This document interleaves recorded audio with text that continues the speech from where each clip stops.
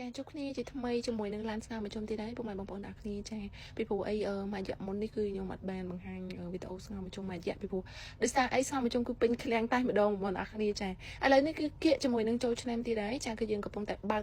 ចាធ្វើការ promotion ជាមួយនឹងឡានស្ងោរមកជុំទៀតហើយណាពុកម៉ែបងប្អូនអ្នកគ្នាចាហើយសម្រាប់ឡាននេះដែរចាគឺ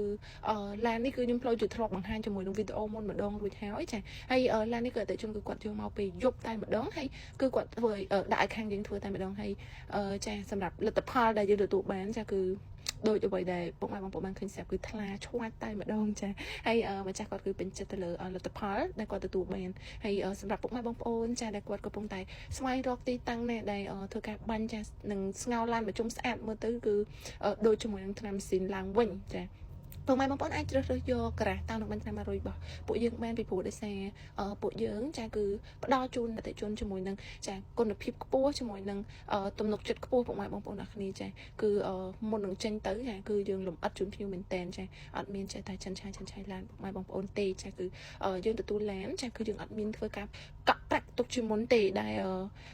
ជឿការចងជើងបាទអតិថិជនគឺអត់ទេណាពុកម៉ែបងប្អូនអរគ្នាចារាល់ការយកឡានមកដាក់គឺយើងតែងតែចេញចានៅបងជូនអតិថិជនហើយរកការទទួលប្រាក់គឺលុះត្រាតែឡានរួចរាល់នឹង complete 100%តែម្ដងទើបយើងធ្វើការប្រគល់ប្រាក់ចាគឺអញ្ចឹងគឺអតិថិជនគឺគាត់មានសិទ្ធិចានៅក្នុងការពិនិត្យមើលឡានឲ្យបានរួចរាល់ចាគាត់អូខេរួចរាល់ចាំយើងធ្វើការប្រគល់ប្រាក់ណាពុកម៉ែបងប្អូនអរគ្នាអូខេបញ្ញាប់ឡើងណាពុកម៉ែបងប្អូនចាដើម្បីឲ្យឡានស្អាតតន់ចូលឆ្នាំអញ្ចឹងមកជួបគ្នាជាមួយនឹងក្រាស់តាមបាញ់ឆ្នាំ100ទាំងអស់គ្នា